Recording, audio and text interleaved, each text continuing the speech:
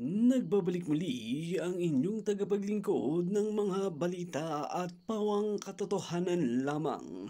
Naging mainit nga ang usapin di umano sa mundo ng social media na tila iimbestiga na nga itong si General Katapang sa mga kabalbalan na ginawa sa Bucor Bilibid. Dito nga natin makikita mga kaibigan na tila sunod-sunod nga ang mga kapalpakan na nangyayari sa loob mismo ng Bucor Bilibid na hindi nga inaamin ni Katapang ang mga kamalian na nangyayari sa mismong loob ng Bucor Bilibid at pinagbibintangan pa nga si DG Bantag na wala naman sa Bucor Bilibid ngayon at nakapwesto na si General Katapang. Kaya naman hindi nga palalagpasin ng korte ito na talagang iimbestigahin si General Katapang na ito dahil marami ng kababalaghan ang nangyayari sa Bucor Bilibid.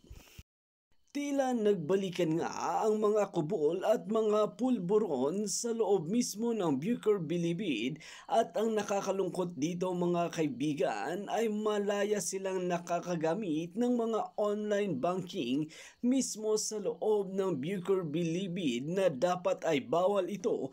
Ang mga wifi ay bawal din. Ngunit nagpalagay nga si General Katapang para sa mga preso na ito. Dito natin makikita at nakapagtataka na bakit ganito ang buhay nila sa Bucor Bilibid kaya nakakalusot ang mga pinagbabawal ng mga gamot at nasisira ang buhay ng kabataan.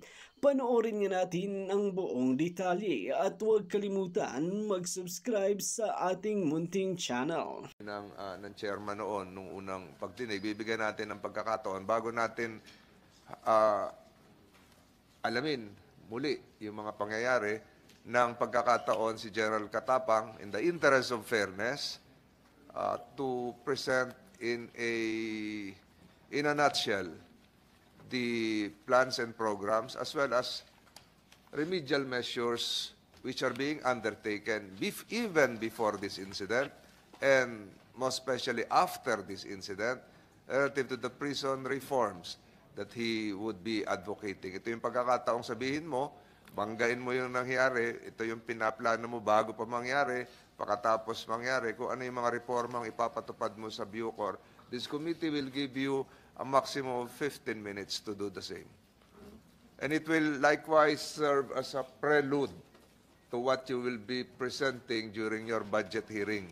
Patunayan mo sa Committee on Finance ng Senado na karapat-dapat na madagdagan o ma-maintain ang pondo ng Bucor para sa susunod na mga taon ay hindi na maulit itong mga ganitong mga pangyayari, manapay, dapat maging matagumpay ang Bureau of Correction sa ilalim ng iyong panunungkulan. General Katapang, you have the floor. We have your ear for 15 minutes. Please proceed. Unless, Senator Padilla, you have an opening statement. I'm sorry. Wala po. General Katapang, you have the floor. Mr. Chair, Your Honor, good morning again. As a background, the last... You can use you can have a slide presentation, you can have a video presentation. I-verbalize ko na lang po. Verbalize na lang. Opo. Una sa lahat, sir, meron na po rin akong sinabit sa inyo na kung anong gagawin ko for the next 5 years that I have to address the problems of Bucor. Una sa lahat, sir, unang-una, 1973 yung huling... Go ahead. 1973 po yung huling kulungan na pinagawa. At yan po ay pinagawa pa po ng tatay ng ating Pangulo na President Marcos Jr. Ang nagpagawa po niya yung President Marcos Sr. 50 years po yan. Kaya po nagpatong-patong yan over the years. Ang kasya lang po dyan 12,000 o 12,000. Ngayon po, 51,500 na po kami. So, almost times 5 na po ang laman ng Bucor. Akala ko 30,000 lang. Ang 30,000 po, yun lang po sa New Bilibid. Can you believe it? Tama. Pag sinama nyo po lahat, yung pati kasama yung mga kolonya na congested din, aabot po kami ng almost reach, baka bago matapos itong buwan na po, 52,000. Kasi po, nung umupo kami, nagpapalabas kami ng 500 monthly, ang pumapasok naman sa amin, 1,000. So, at the end of the year, 6,000 po yung additional na inaasikaso namin na PDL. At ito po ay related lahat, almost 70 to 80% drug-related. And then po, may bago naman pong kabanata yung Bucor, no? Na in 2013, nagpasa po ng batas para i-address po lahat ng mga problema ng Bucor for the last 50 years or at the time 40 years. No? Ang problema po dito, ang nangyari, malalagyan po ng mga regional prison, pero wala rin naman pong naibigay na pera, kaya ganun pa rin, umabot po rin po tayo sa 51,000. Pangalawa, nung create po itong batas na to, ang sabi doon sa batas, lahat ng pwedeng o gustong mag-uniforme, nag-uniforme. Mag-uniforme na. Kaya po, yung mga civilian dito na nakapag-college graduate, nag-apply ng trabaho, binigyan kagad po ng ranggo ng lieutenant colonel.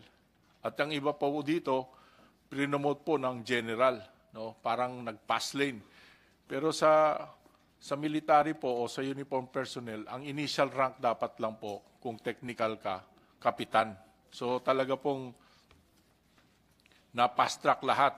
Kumbaga wala namang alam pa paano magpatakbo ng kulungan, nabigyan ng posisyon dahil dun sa batas na yon. Nung nailabas na po yung implementing rules and guidelines para ma-implement ito, natapos po ito 2019. Ang problema po, yung mga nag-apply ng 2013, na sinabihan sila, within 5 years, dapat ma-comply nyo para ma-validate yung position na pinagkukuha nyo, 1,400 po ang invalidated. Kaya po, yung mga tao ng Bucor na dapat nagpapatakbo ng Bucor ngayon na may mga ranggo, invalidated po sila. No? Sa totoo lang po, ang nagpapatakbo ng Bucor na may ranggo at karapat-dapat na validated ng civil service, sa 10. 6 po dito mga technical officer at 4 lang po at talagang mga officers na mismong umahawak ng mga PDL. No, kasi yung technical officer, mga nurse, doctor, yun po. So ganun po ang minana nating problema. Bukod pa dyan, yung kultura po doon sa loob ng kulungan na hindi naman po nagbago dahil nga po walang sense of duty, no?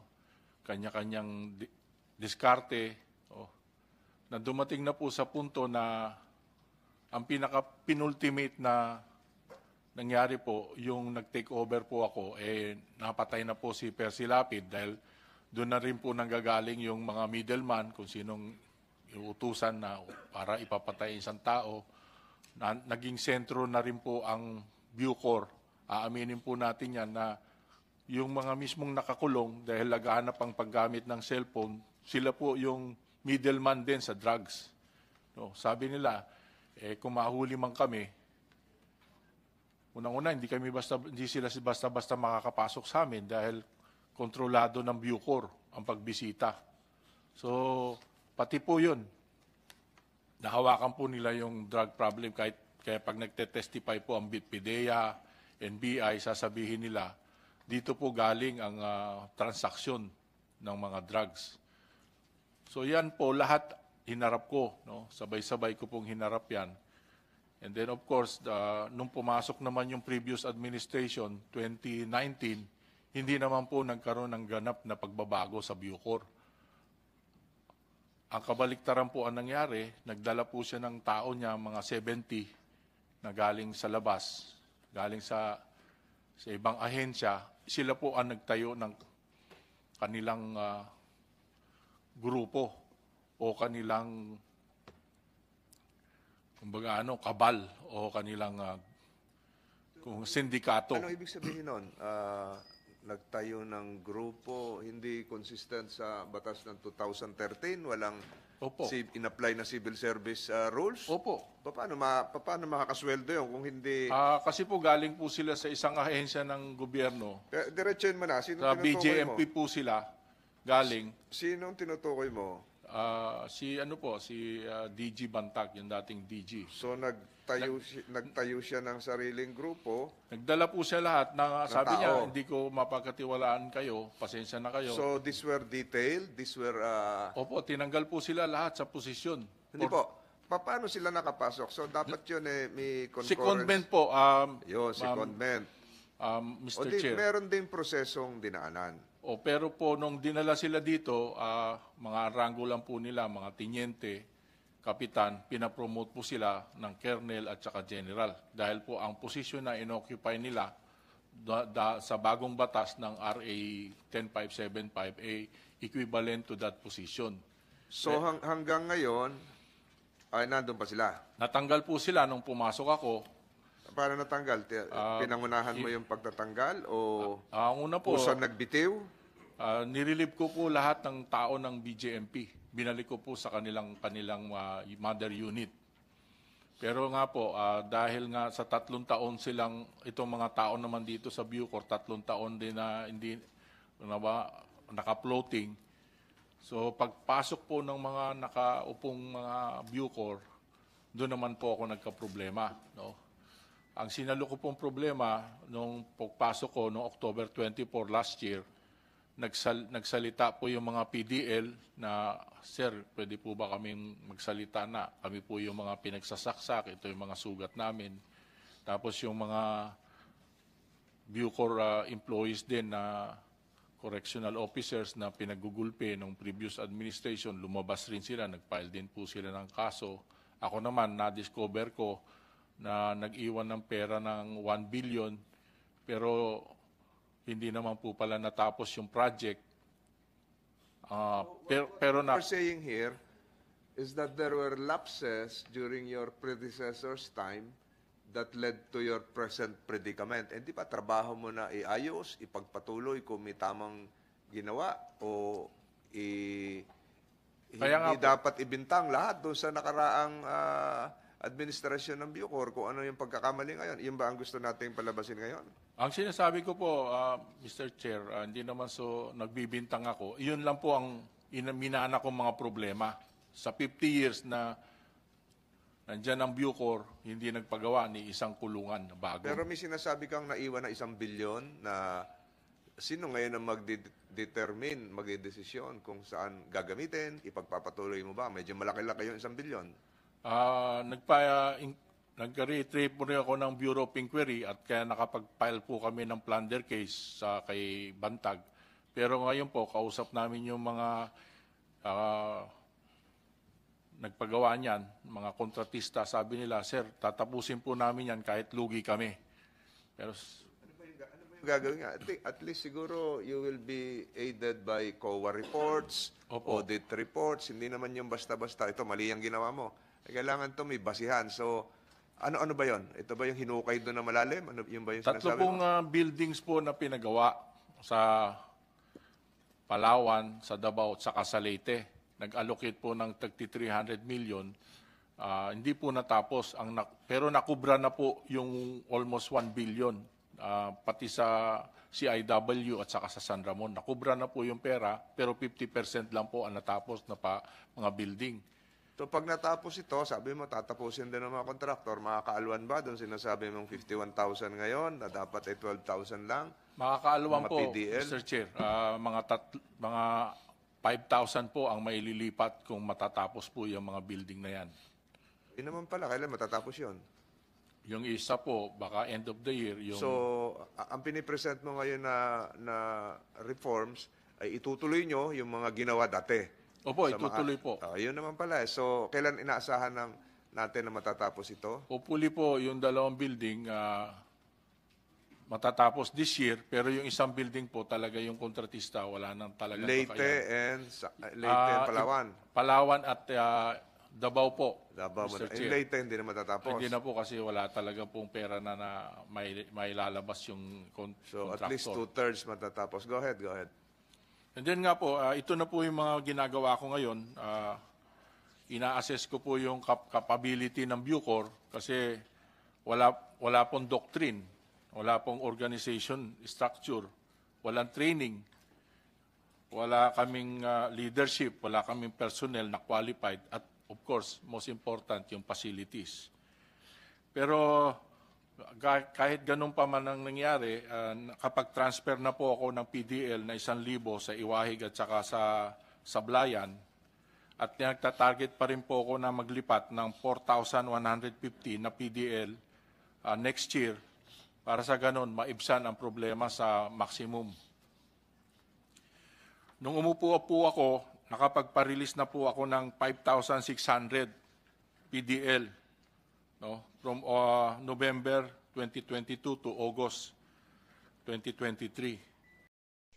Banat nga ng maraming netizen na talagang maimbestigahan na ang kabalbalan na ginawa ni Katapang sa loob mismo ng Bucor Bilibid na pilit na sinisiraan at binabalin sa iba ang kanilang kamalian ni Angeline Bautista. Kaya nga ang sigaw ng maraming netizen na mag-resign na lang si General Katapang kung hindi naman niya magagampanan ang kanyang trabaho.